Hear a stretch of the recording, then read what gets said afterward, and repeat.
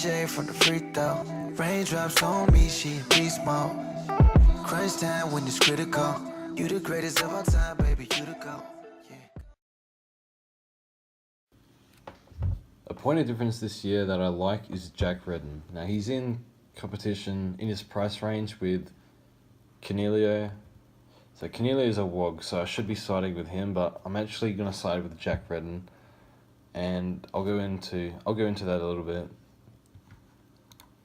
Alright, so what happened to him?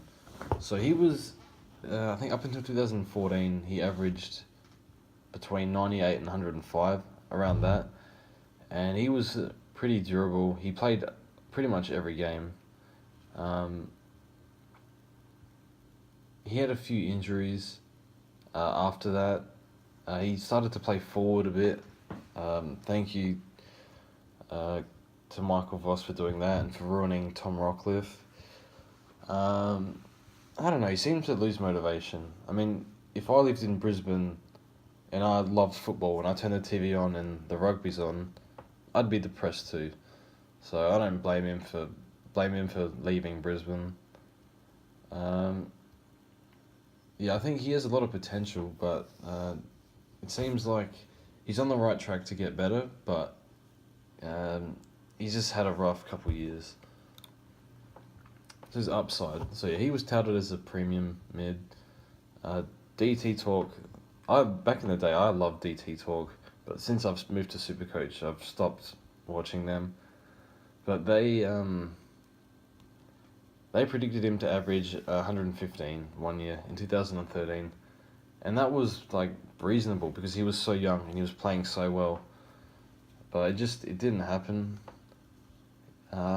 Brisbane weren't that good as well, and Rockcliffe was taking all the points.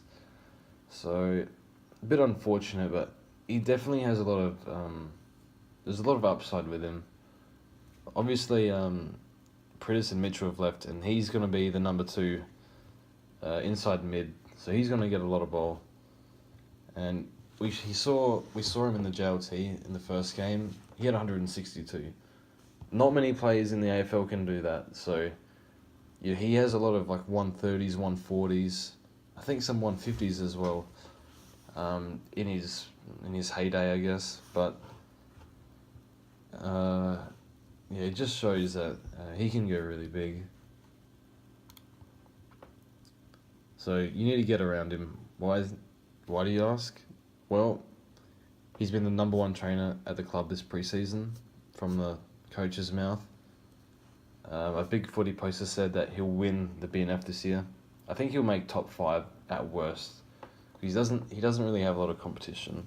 Maybe like Yo McGovern, Kennedy, Gav Shuey. That's about it really. And then I found this is completely irrelevant, but I found this quote randomly where John Ralph was on AFL Roundtable on Fox Footy. I don't know how he got on that, but he completely stuffed up his opportunity at being an analyst, and now he's stuck as a journalist. But he said West Coast won't be the same this year without Judd and Stingline. Stingline retired last decade, and Judd left West Coast in like 2009, 2010 or something. I just wanted to share that. Alright, so we have to consider the downsides, but we need to look at the upsides too. So it's not all bad, but we already looked at the upside, so it's all good. So I'll cover the downsides. He could be thrown forward. I don't think so.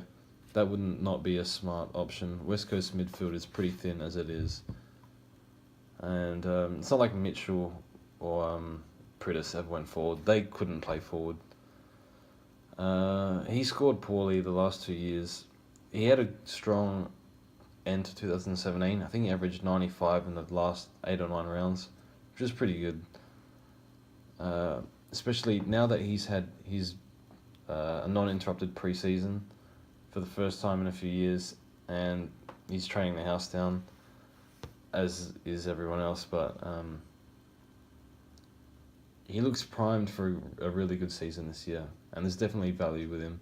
He has missed a fair few games. He was injury-free last year, and that was because he was dropped. but before that he had a couple injuries. I can't remember if I already said that. I think I covered that, but anyway. And he's obviously the Brisbane days are still with him a little bit. Like it's hard to let go. It's like Jack Trangrove and Jack Grimes. They were Melbourne, so that means that they never recovered from playing for like being involved with the culture at Melbourne during their time there because they were just so bad, and Melbourne ruined the careers of two players that could have been stars of the game. So same thing with Redden. Like he's been crazy lost, but he's starting to recover a little bit, so that's good. And most importantly, you got to get to know your players. I mean, we're emotionally invested into this game. I will give up 3 hours just to watch one player of mine play in Supercoach. So might as well get to know them. So he likes fishing. He's married. That's cool. And he's the most famous person to come out of Keith, South Australia. And Keith is 200 kilometres away from Adelaide. So a lot of people like being as far away as they can from Adelaide.